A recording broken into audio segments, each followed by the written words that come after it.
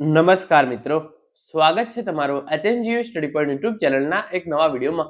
નાયબ મુખ્યમંત્રી હર્ષ સંઘવી દ્વારા જ્યારથી એવી જાહેરાત કરવામાં આવી છે કે ગુજરાત પોલીસની અંદર 14,000 કરતાં પણ વધારે જગ્યાઓ માટે નવી પોલીસ કોન્સ્ટેબલ અને પીએસઆઈ ભરતીની જાહેરાત કરવામાં આવશે, ત્યારથી ઉમેદવારોમાં ખૂબ જ ઉત્સાહ જોવા મળી રહ્યો છે.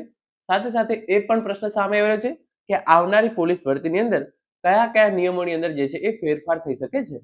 તો આજના આ વિડીયોની અંદર આપણે આવનારી પોલીસ કોન્સ્ટેબલ અને પીએસઆઈ ભરતીની અંદર કયા કયા નિયમોની અંદર ફેરફાર થઈ શકે છે એના વિશેની જે છે એ વિગતવાર ચર્ચા કરવાના છીએ. આ નિયમો 100% થશે એવી જે છે એ કોઈ પણ ખાતરી નથી, પરંતુ જે છે એ તમે આ નિયમોને ધ્યાનમાં રાખી અને અત્યારે જે છે એ જ્યાં સુધી ઓફિશિયલ જાહેરાત ના આવે ત્યાં સુધી તમારી તૈયારી જે છે એ કરી શકો છો. જ્યારે કયા કયા નિયમો જેની અંદર જે છે એ ફેરફાર થશે એ જ્યારે આખરી ઓફિશિયલ નોટિફિકેશન આવશે ત્યારે જ ખબર પડશે, પરંતુ અત્યારે તમે આ બાબતોને ધ્યાનમાં રાખી તમારી તૈયારી જે છે એ શરૂ કરી શકો છો. તો હવે શરૂ કરીએ આજનો વિડીયો. તો તમે જોઈ શકો છો આવનારી પોલીસ ભરતીમાં કયા કયા નિયમોમાં જે છે એ ફેરફાર થઈ શકે છે. અભ્યાસક્રમમાં ફેરફાર થશે, નવો સિલેબસ જે છે એ જાહેર કરવામાં આવશે, રનિંગના માર્ક્સ જે છે એ આપવામાં આવશે કે કેમ, અને જે મેઇન કોન્ટ્રોવર્શિયલ નિયમ છે 40% વાળો નિયમ જે છે એ રદ થઈ શકે છે કે કેમ, એના વિશેની સંપૂર્ણ ચર્ચા આપણે વિગતવાર જે છે એ કરવાના છીએ.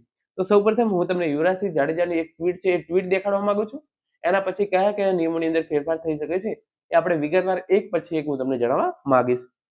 તમે જોઈ શકો છો યુવરાજસિંહ જાડેજા દ્વારા જે છે એ ટ્વીટ કરવામાં આવી હતી. નવી જાહેર થનારી પોલીસ ભરતીમાં નવા ફોજદારી કાયદાઓ બીએનએસ, બીએનએસએસ, બીએસએ મુજબ કાયદો વિષયનો જે છે એ પુનઃ સમાવેશ કરવો, ઉમેદવારો માટે 40% મિનિમમ ક્વોલિફાઇંગ માર્ક્સની કડક શરત બંધારણીય દ્રષ્ટિએ અસંગત છે, ત્યાંથી નિયમને હળવો / રદ કરવા માટે વિનંતી. ગુજરાત રાજ્યમાં ગતરોજ માનનીય ગૃહમંત્રીશ્રીએ 14,500 પોલીસ ભરતીની મહત્વપૂર્ણ જાહેરાત કરી છે. સુરક્ષા તંત્રને મજબૂત બનાવવાના આ પગલાંનો અમે હૃદયપૂર્વક સ્વાગત કરીએ છીએ.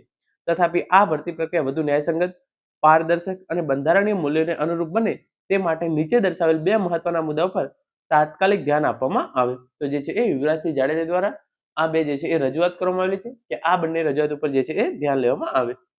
1 જુલાઈ 2024 થી દેશમાં 3 નવા મૂળ ભારતીય ફોજદારી કાયદા જે છે એ અમલમાં આવ્યા છે. પહેલો છે ભારતીય ન્યાય સંહિતા 2023, પછી ભારતીય નાગરિક સંરક્ષણ સંહિતા 2023, બીએનએસએસ, બીએનએસ અને ભારતીય સાક્ષ્ય અધિનિયમ 2023. તો આ ત્રણ જે છે એ ફોજદારી કાયદા વર્ષ 2024 થી એટલે કે 1 જુલાઈ 2024 થી જે છે એ અમલમાં આવેલા છે. પોલીસની કામગીરીનો આધાર આ કાયદાઓની પ્રક્રિયા, વ્યાખ્યા અને ન્યાયિક નિયમો પર ટકેલો છે. ગત ભરતીમાં કાયદો વિષય ફક્ત નવા કાયદાઓ આવવાનો હોવાથી દૂર કરાયો હતો. હવે નવા કાયદાઓ સત્તાવાર રીતે અમલમાં આવી ચૂક્યા છે અને પોલીસ ડિપાર્ટમેન્ટને નવા પ્રાવધાનો, પ્રક્રિયાઓ, દંડ પ્રણાલીઓ અને સાક્ષ્યની વ્યાખ્યાઓ સમજવી ફરજિયાત બની ગઈ છે. તેથી ભરતીમાં અપડેટેડ ક્રિમિનલ લો નોલેજ સિલેબસમાં આવરવું જોઈએ. તો પહેલો નિયમ જે છે એ મને લાગે છે ત્યાં સુધી આ 100% જે છે એ બદલાવ આવશે. અભ્યાસક્રમની અંદર નવા કાયદાઓનો જે છે એ સમાવેશ કરવામાં આવશે.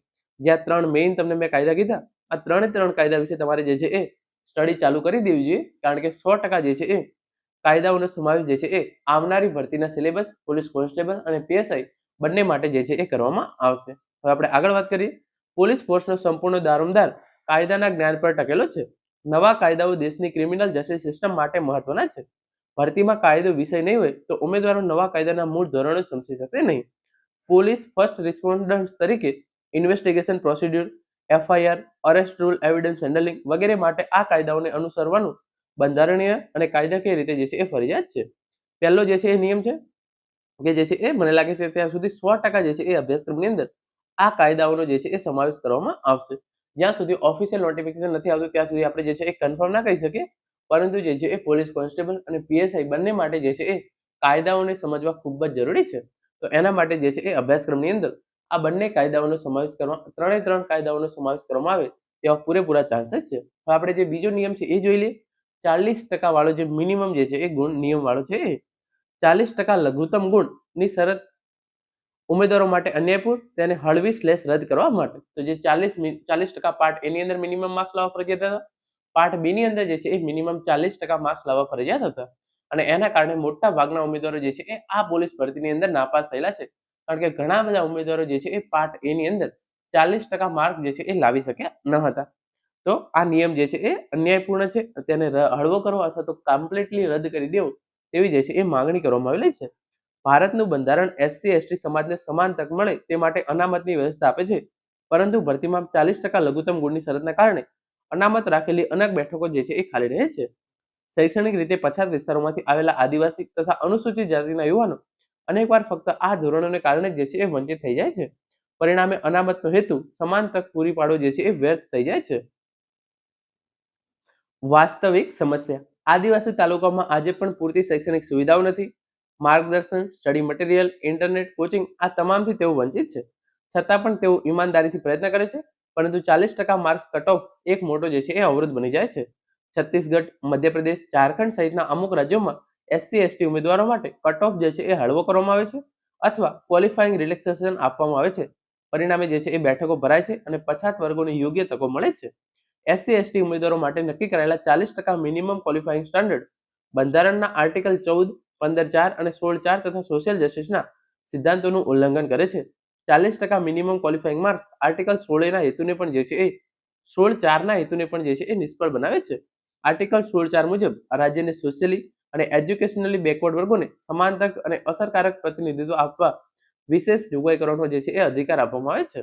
પરંતુ SC/ST ઉમેદવારો પર સમાન 40% કટ ઓફ લગાડવાથી જે છે એ રિઝર્વ સીટ્સ ખાલી રહેવાની શક્યતા વધી જાય છે. સુપ્રીમ કોર્ટના સિદ્ધાંતો પ્રમાણે પણ જે છે એ તમામ ઇન્ફોર્મેશન જે છે એ એમણે આપેલી છે.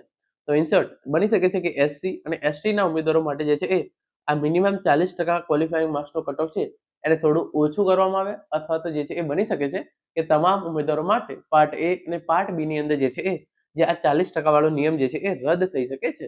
આ નિયમ રદ થવાની શક્યતા બહુ જ ઓછી છે, પરંતુ જો યોગ્ય રીતે રજૂઆત કરવામાં આવે તો જે આ 40% વાળો મિનિમમ ક્વોલિફાઈંગ સ્ટાન્ડર્ડ છે એને પણ જે છે એ રદ કરવામાં આવી શકે છે. આગળ તમે જોઈ શકો છો એમણે જે છે એ ગૃહમંત્રીશ્રીને વિગતવાર જે છે એ આવેદનપત્ર પણ જે છે એ આપવામાં આવેલું છે અને આ પ્રમાણેનું આવેદનપત્ર જે છે એ યુવરાજસિંહ જાડેજા અને એમની ટીમ દ્વારા જે છે એ માનનીય ગૃહમંત્રીશ્રીને જે છે એ આપવામાં આવેલું છે.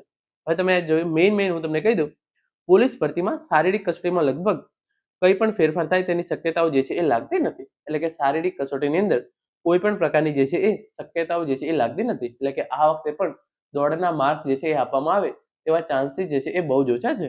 તો શારીરિક કસોટી એ જ પ્રમાણે લેવામાં આવશે.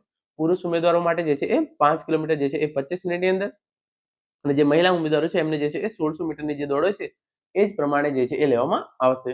એટલે કે શારીરિક કસોટીના માર્ક્સ જે ગત વખતે નતા આપવામાં આ વખતે પણ શારીરિક કસોટીના માર્ક્સ આપવામાં આવે તેવા જે છે એ કોઈ પણ પ્રકારના ચાન્સીસ છે નહીં. લેખિતની અંદર જે છે એ કદાચ નવા કાયદાઓ જે છે એ એડ થઈ શકે છે. 40%નો જે વિભાગ પ્રમાણે ક્રાઇટેરિયા છે તેમાં ફેરફાર થઈ શકે છે શક્યતાઓ છે, અને એ થવું જોઈએ. એટલે કે પાર્ટ A અને પાર્ટ B બંનેમાં અલગ અલગ રીતે જે છે એ 40% માર્ક્સ લાવવા ફરજિયાત છે. આ નિયમની અંદર જે છે એ બની શકે છે કે ફેરફાર જે છે એ થઈ શકે છે, અને આ ફેરફાર જે છે એ થઈ શકે છે. પણ જે વિષયો છે એ તો રહેવાના જ છે. એટલે આપણે બધા જ વિષયો જે છે એ તૈયાર કરવાના છે. જો તમે અત્યારે જે જૂનો સિલેબસ છે એ પ્રમાણે તમે તૈયારી ચાલુ રાખશો તો તમને જે છે એ ચોક્કસથી ફાયદો થશે. કારણ કે જે જૂનો સિલેબસ છે એટલે કે જે જૂના વિષયો છે એ તો રહેવાના જ છે. બાકી જે કંઈ આવશે એ જે છે એ નવા ફેરફાર કરવામાં આવશે. મેઇન જે છે એ 2 ફેરફાર થઈ શકે છે. અભ્યાસક્રમની અંદર જે છે એ નવા કાયદાઓ જે છે એડ થઈ શકે છે, અને બીજું જે છે એ તમે જોઈ શકો છો કાયદો જે છે એ આવી શકે છે. ગણિત અને રિઝનિંગ થોડું જે છે એ ઘટી શકે છે. રનિંગના માર્ક જે છે એ હજુ પણ નહીં આપવામાં આવી શકે. રનિંગ જે છે એ ક્યારે આવશે એની જે છે આપણે અત્યારે વાત નથી કરતા, પરંતુ અભ્યાસક્રમની અંદર જે છે એ નવા કાયદાઓનો સમાવેશ થઈ શકે છે. બીજી અપડેટ એ છે કે રનિંગના માર્ક્સ જે છે એ આ વખતે પણ આપવામાં નહીં આવે. અને ત્રીજી જે છે એ અપડેટ એ છે કે આ વખતે જે છે એ જે મિનિમમ 40% ક્વોલિફાઈંગ માર્ક છે એની અંદર જે છે એ ઘટાડો થઈ શકે છે, અથવા તો એ સંપૂર્ણપણે રદ પણ થઈ શકે છે. એટલે કે જે મિનિમમ 40% ક્વોલિફાઈંગ માર્ક છે એને 30 કે 35% કરવા અથવા એ થઈ શકે છે, અથવા તો એ નિયમ જે છે એ સંપૂર્ણપણે રદ પણ થઈ શકે છે. આ બાબતે ઓફિશિયલ અપડેટ જ્યારે આપણે પણ ગુજરાત પોલીસ ભરતી બોર્ડ દ્વારા નોટિફિકેશન જાહેર કરવામાં આવશે ત્યારે જ મળશે. ત્યાં સુધી તમારે જે છે એ અફવા ઉપર ધ્યાન નથી આપવાનું. તમારી તૈયારી જે છે એ યોગ્ય રીતે કરો તેવી શુભકામનાઓ સાથે thank you so much for watching.